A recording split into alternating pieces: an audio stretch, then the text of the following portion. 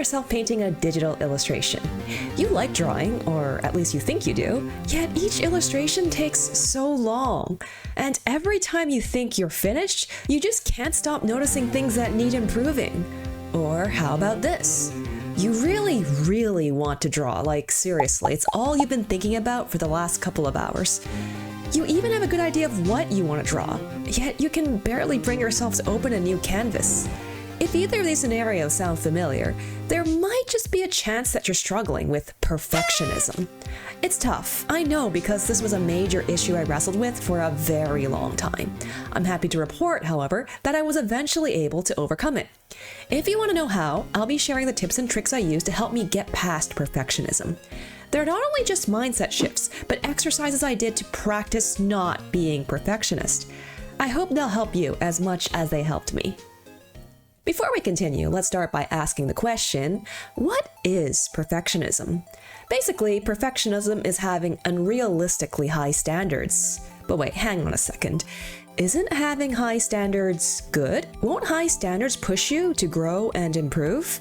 That's true, but it's also not all good. If you take those high standards to an extreme, they can end up paralyzing you and preventing you from taking the action you want. It can stop you from doing the things you want to do. Moderation is key in all things. So I guess just stop having unrealistically high standards? That's easy to say, but how can you actually do it? See, I used to have this problem where I spend ages zoomed all the way in working on parts of the drawing that nobody would ever look at. So here's what I tried to stop doing that. First, I tried giving myself a time limit. The idea of this is similar to timed gesture drawing, where you do figure drawing with a time limit. This forces you to focus on the most essential parts of the drawing. If you're the type of artist that can't stop noodling over tiny details that no one but you will ever see, this can be an effective exercise. What I did was just set a timer and went for it. This timer can be for as long as you like. It's just an exercise. In gesture drawing, it's anywhere from less than a minute to 30 minutes for a figure drawing. If you want to do a colored illustration, you can try an hour or 2 hours. If you have a time limit, you'll be forced to spend less time fixing individual pixels. And when you're done, you might actually be surprised by how good the results look, even when you don't fix those tiny details. Here's another thing I tried. I didn't let myself zoom in beyond a certain limit. This was kind of tricky for me to pull off because I had already made a subconscious habit of zooming in and out all the time. So what I had to do was unbind or change the zoom hotkey.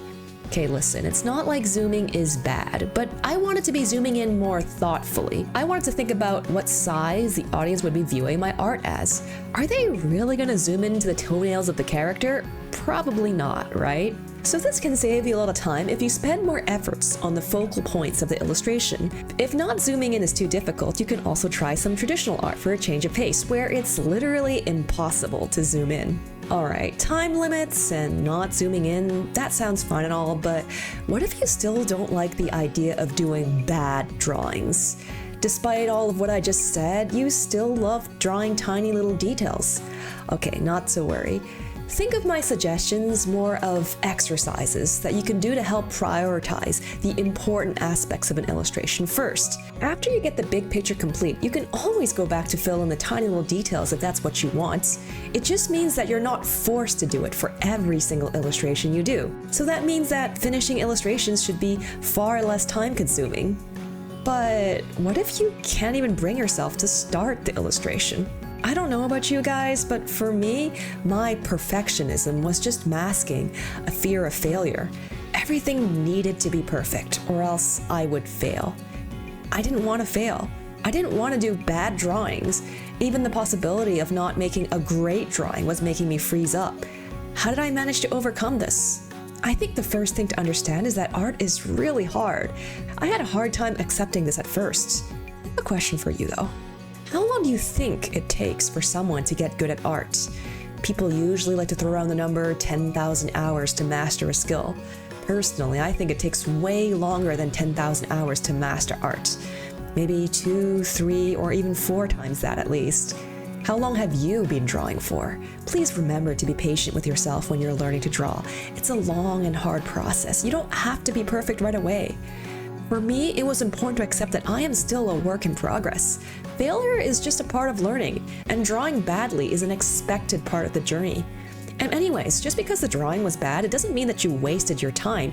You still learned something from it, and you were able to move towards your goal, even just a little, and that's something worth celebrating already. So trying to be patient with myself was one thing, but what did I actually do to help overcome this fear? So what I actually did was change the way I thought about the process of creating an illustration.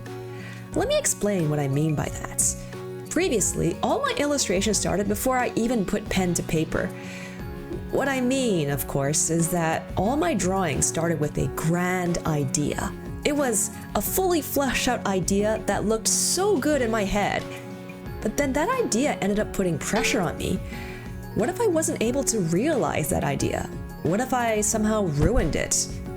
So instead of doing that, I tried flipping the process on its head. Instead of starting with this grand idea and working towards it, instead I would just start drawing without having any plan at all. I would just see what happens. And I found it much easier to get started that way. I can't ruin my great idea because I don't even have an idea to begin with.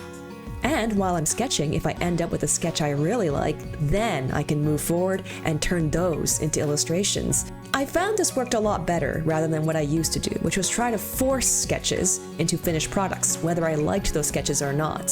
If you're thinking that, well, that sounds cool and all, but what if there's something specific you want to draw? Of course you can.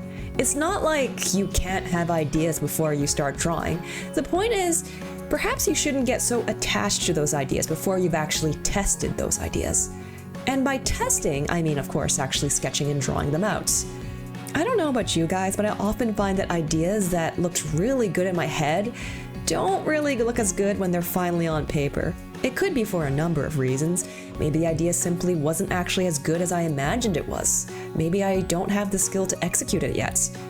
And what's more, I often find sketching to be a somewhat temperamental activity. Some days I have great sketches, other days not so much. And dealing with this variance can be really annoying if there's a specific goal you're working towards. I find the process way less frustrating if I give space for the sketches to suck. But what if, say, you're taking commissions? What if there's a specific idea you have to execute? Then what? Well, in fact, doing multiple sketches and iterations to test a composition or design is a very normal part of a professional artist's process. Even if the general idea is set in stone, there are still tons of ways you could potentially execute that idea. Now that I've changed the way I think and draw, I found that I struggle a lot less with perfectionism, and I'm able to enjoy drawing so much more. I hope that this was helpful to someone out there. If it was, do a quick sketch of the subscribe button. It doesn't have to be perfect, a doodle is fine. Thank you so much for watching. I hope to catch you next time, okay? Bye-bye!